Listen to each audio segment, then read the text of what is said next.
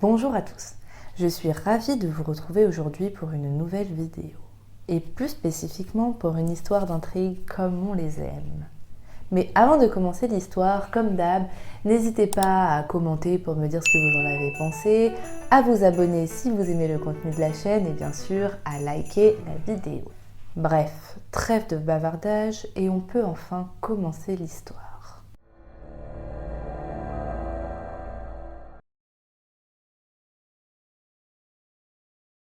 Du jour est celle d'une jeune femme qu'on va appeler Anna.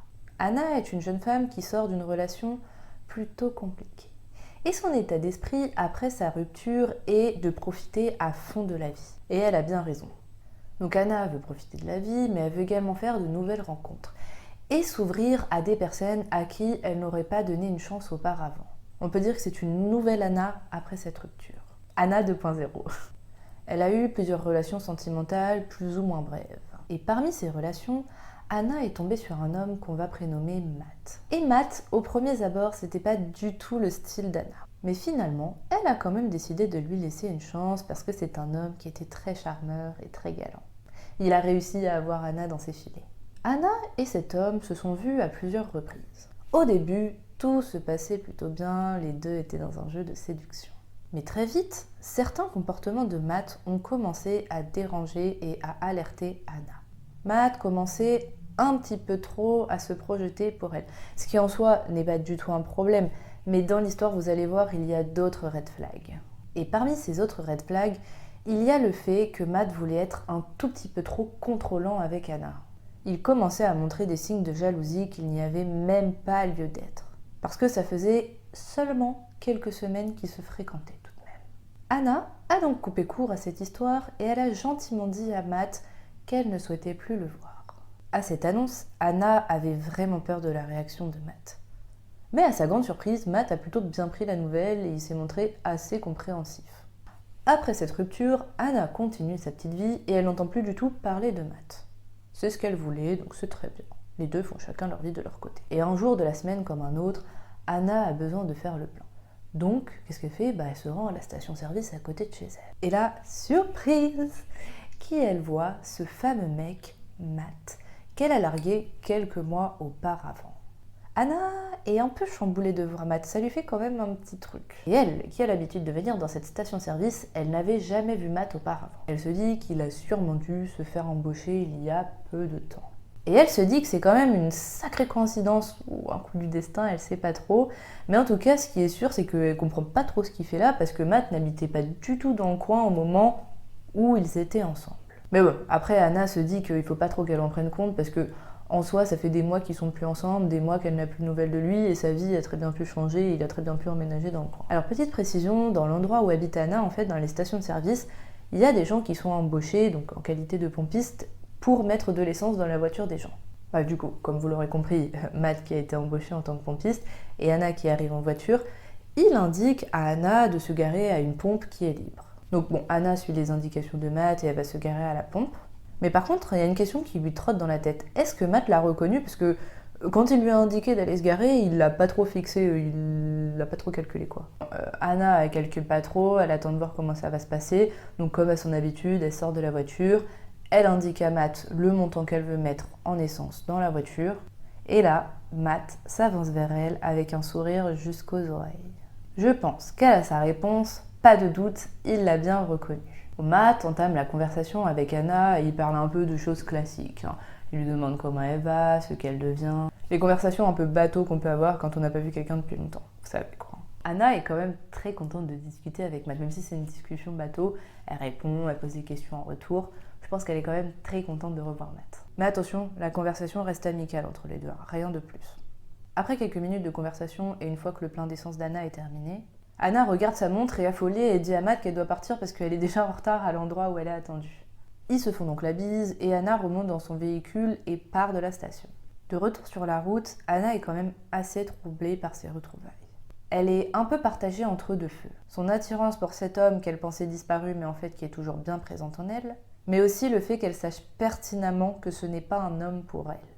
Et là, il y a le cœur et la raison. Le cœur qui veut recontacter Matt, mais la raison qui lui dit qu'il ne faut pas. Bref, le cœur a ses raisons que la raison ignore. Après réflexion avec elle-même, elle se dit qu'elle va écouter sa raison et elle décide de ne pas recontacter Matt. Bref, la vie reprend son cours une nouvelle fois et Anna passe à autre chose. Matt n'a pas renvoyé de message et elle n'en a pas renvoyé non plus, donc c'est une affaire qui est close. Voilà, basta aux oubliettes. 15 jours plus tard, Anna, ayant besoin de remettre de l'essence, se rend à nouveau dans la station-service à côté de chez elle.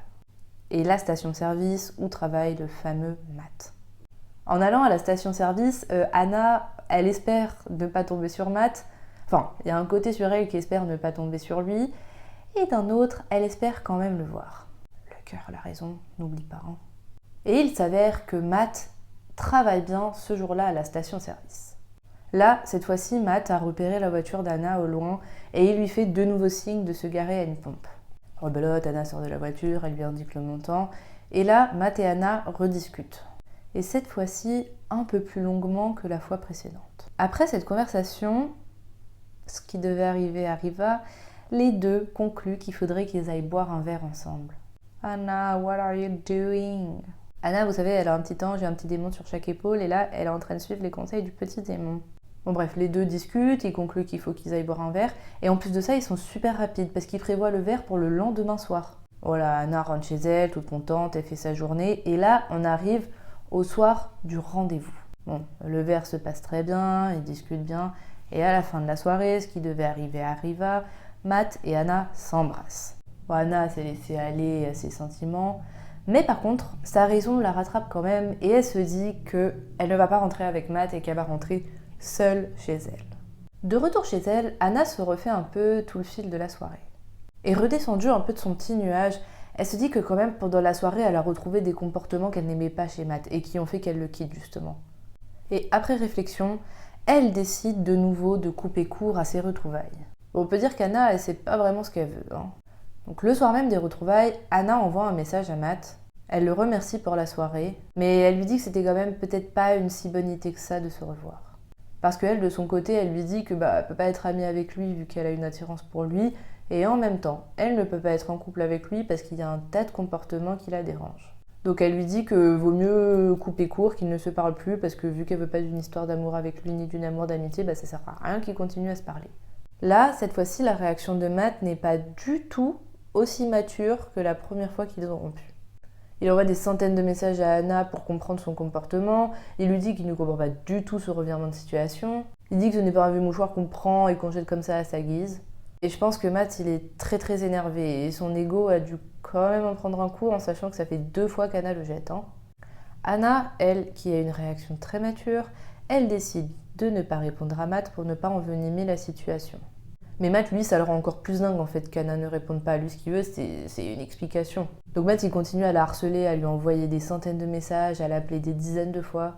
Mais là, ça y est, Anna, la coupe est pleine, elle en a marre de se faire harceler par Matt. Donc ce qu'elle fait, c'est qu'elle lui envoie un message super froid en lui disant d'arrêter de la harceler et elle bloque son numéro. Et après ça, Anna n'a plus de nouvelles de Matt et tant mieux, elle retrouve un peu sa tranquillité et elle continue sa petite vie normalement.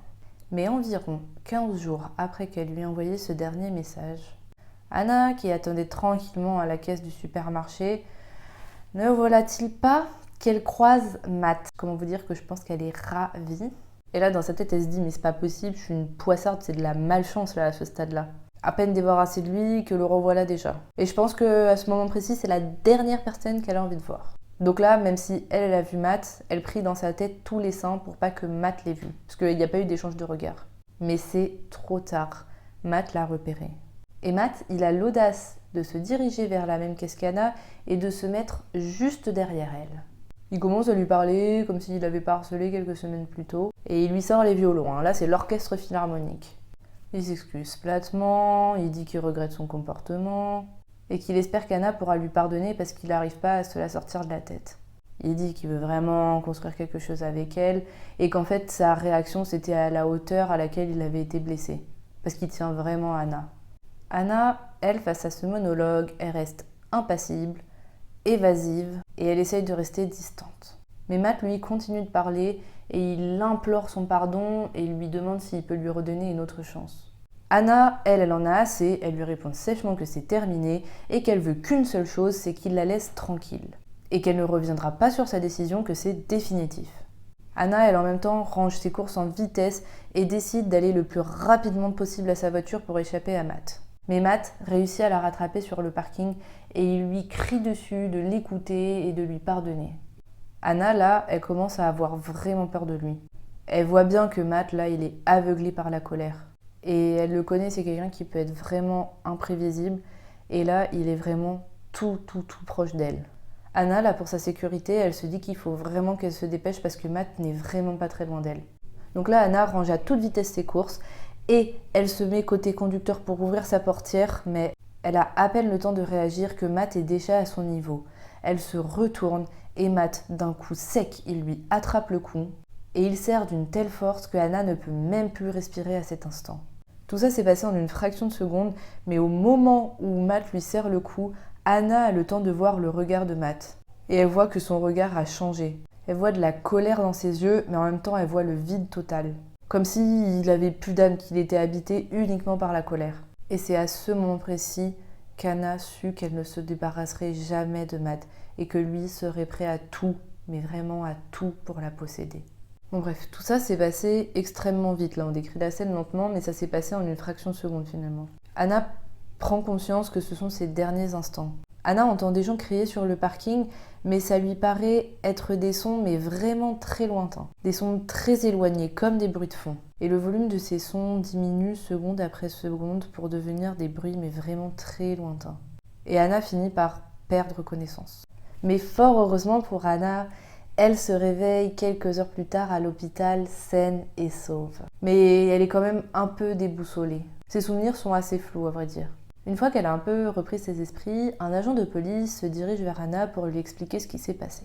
Donc il lui explique l'agression avec Matt et qu'elle a perdu connaissance. Mais il s'avère qu'en fait, il y avait une personne sur le parking qui a observé toute la scène et qui a appelé la police et les secours à temps. Matt a été arrêté par la police et il a été placé en garde à vue. Et après vérification de son identité, il s'avère en fait que Matt n'en était pas à son premier coup d'essai avec Anna. Il avait déjà agressé plusieurs femmes et a déjà fait plusieurs allers-retours en hôpital psychiatrique. Mais le pire dans cette histoire, c'est que la police a également appris que Matt en fait était recherché dans une affaire de disparition d'une jeune étudiante dans un autre pays. Matt en fait c'était un putain de psychopathe. Anna elle a quand même été assez bouleversée par les révélations de la police. Et en réalité je pense que tout le monde aurait réagi de la même manière qu'Anna. Elle se demande comment elle a pu être aussi naïve de s'être laissée avoir par Matt. Mais grâce à son entourage, elle relativise un petit peu et elle se dit qu'en fait ça aurait pu être bien pire que ça. Qui sait ce que Matt aurait bien pu lui faire. Bref, ce que Anna se dit c'est qu'en fait, dans son malheur, elle a quand même eu de la chance et qu'elle est en vie, qu'elle est saine et sauve, qu'elle est entourée des gens qu'elle aime. Et petit dernier mot pour la fin, comme Anna, écoutez toujours votre instinct parce qu'elle l'avait senti au début que Matt était quelqu'un d'étrange. Bref, sur ces quelques mots, je vous annonce que c'est désormais la fin de cette vidéo. J'ai été ravie de vous raconter cette histoire et je vous dis à bientôt pour une prochaine vidéo. Bye!